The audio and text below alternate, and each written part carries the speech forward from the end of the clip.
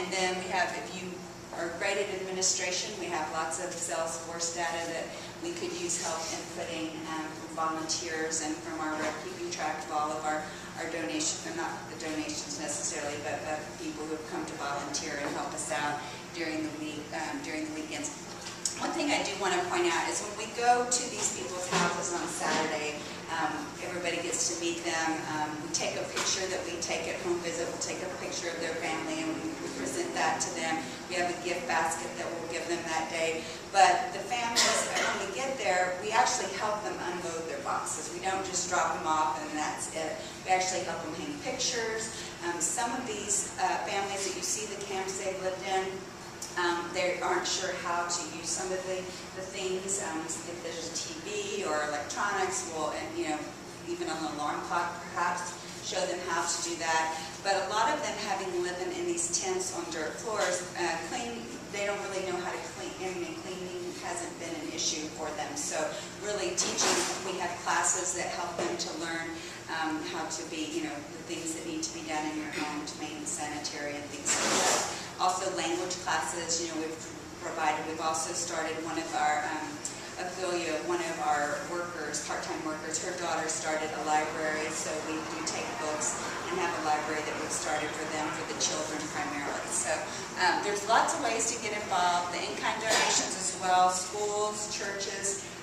We've had people that they'll do a drive with their friends and say, to collect one particular item, everybody bring these things over, or, I'll send out an email to my friends, we're short on this, let me know and I'll swing by your house and pick up, or everybody drops off.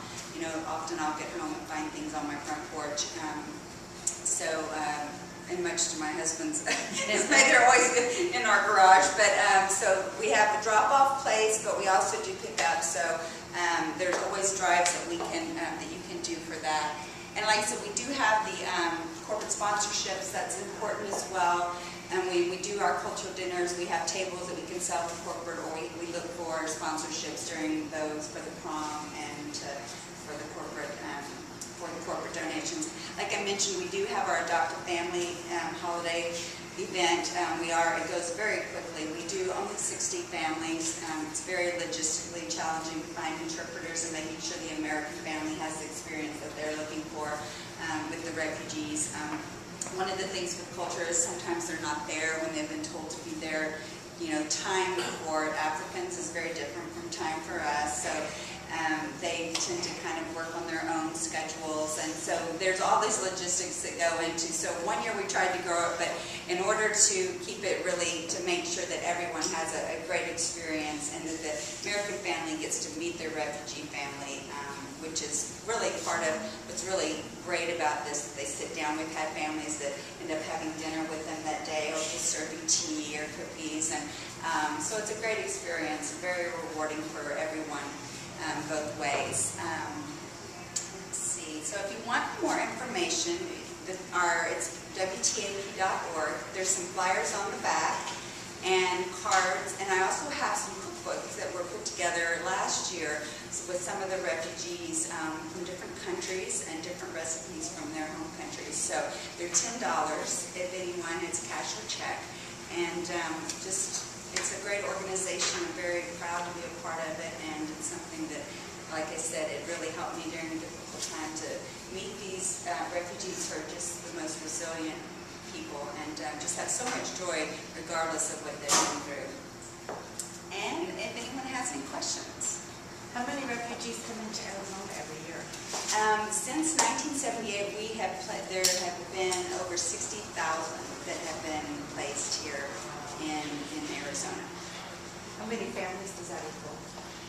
Oh gosh, some have 9. I mean, there's been families with 9 or 5, and a lot. Like I said, lately it's been we do get like a mother and a baby, or some young couples will have those kinds of things. I don't know exactly how many families. And we've seen probably 1,500 families just in the 10 years that we've done. So yeah.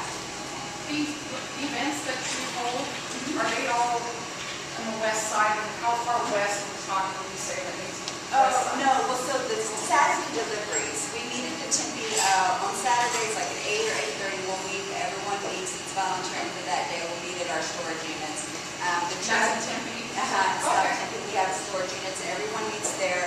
We put the heavy, the furniture that will be in the truck, and then we do those boxes and pots and pans or dishes or whatever we may have. People will load in their cars or vacuums, rugs, anything that people have, so we'll load those in the car. We kind of caravan.